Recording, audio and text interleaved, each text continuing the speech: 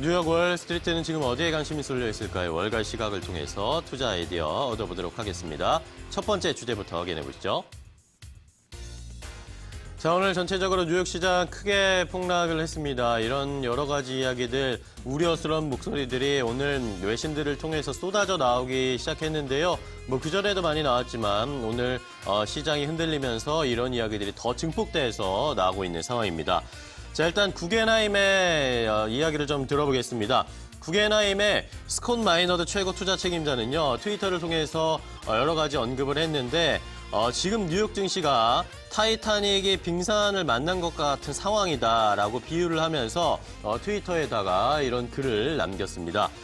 트위터를 통해서 먼 어둠 속에 이 빙산이 갑자기 나타나서 최대 증기를 내뿜으면서 앞으로 나아가던 타이타닉이 그 빙산에 부딪혔듯이 현재 미국 경제도 인플레이션과 과열된 고용 시장을 억제하기 위해서 증기를 마구 뿜어내는 것처럼 금리 인상을 지속하고 있는 가운데 2020년의 먼 재정난에 점점 가까워지고 있다라고 이야기를 했습니다. 지난 7월에도 이 스콧 마이너드 같은 경우에는요, 주가 상승을 즐기는 투자자들을 향해서 묘지를 지나면서 휘파람을 부르고 있다라고 비유를 하면서 역시 우려스러운 경고성 메시지를 보냈었는데요.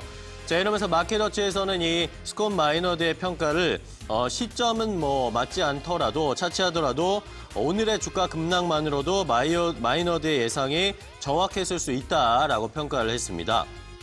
자, 이러면서 오늘 일단 주가가 하락한 것은 투매가 경기 침체 조짐은 아니다라고 하면서 너무 오늘 하락을 크게 걱정할 필요는 없겠지만 계전적인 변동성을 반영하는 것이었다라고 평가를 했고요.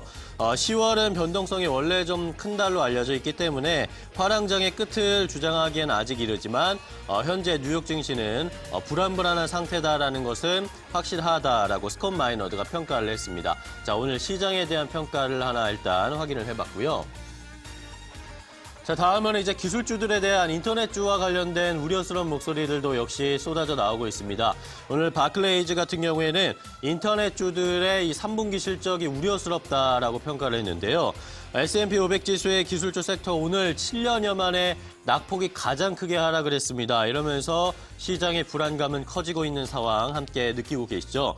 자, 바클레이즈의 로스 샌들러 선임 인터넷 분석가가 비우호적인 환율, 여기에다가 유럽에서의 규제 변화 등을 포함해서 여러 가지 이유 때문에 이번 3분기에 인터넷 관련 주들의 실적이 좋지 못할 것이다라고 예상을 했습니다.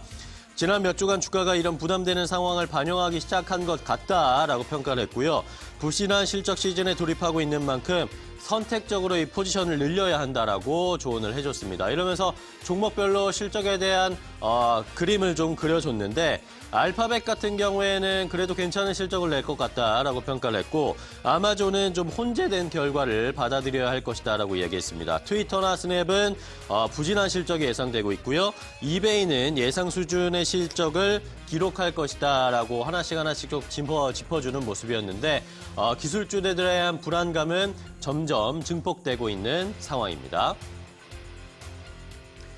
자, 다음은 중국 쪽의 이야기 확인해 보겠습니다. 스티브 무누신 재무장관이 오늘 중국 쪽에 다시 경고성 메시지를 보냈습니다. 스티브 무누신 재무장관이요, 중국의 위안화 절하를 해서는 안 된다고 경고를 했고요.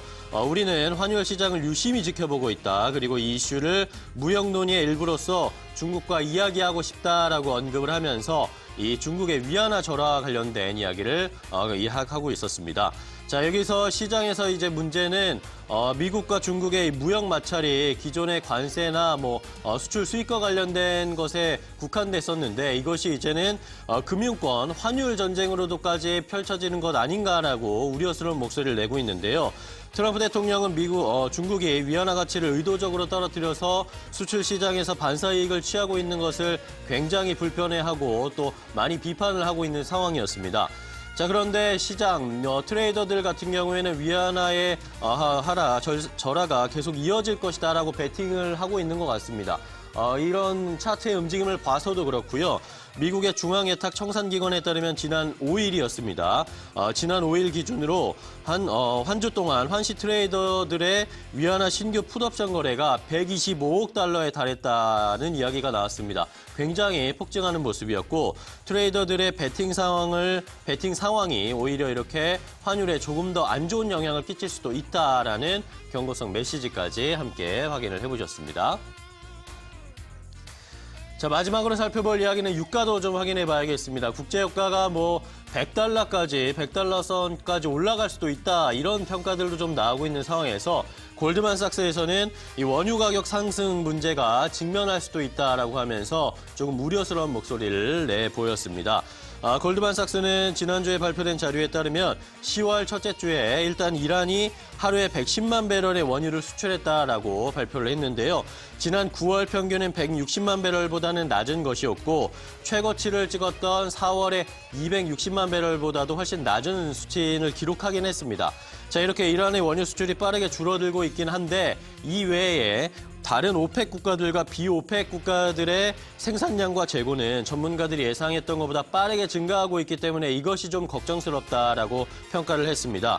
9월 수치를 좀 살펴봤더니요. 오펙과 비오펙 국가들의 생산은 이란의 원유 수출 감소량보다 훨씬 많게 하루에 3만 2천 배럴 증가한 것을 볼 수 있는데 이런 것들이 좀 우려스럽다라고 이야기를 했고요. 자, 이러면서 골드만삭스는 일단 현재는 유가가 문제가 없지만 앞으로 미래에 문제가 생길 수 있다는 것이 이 앞서서 보여드린 수치에서 확인할 수 있다라고 이야기했습니다. 이렇게 원유와 관련된 이야기까지 함께 체크를 해봤습니다. 월가시가 함께 확인해봤습니다.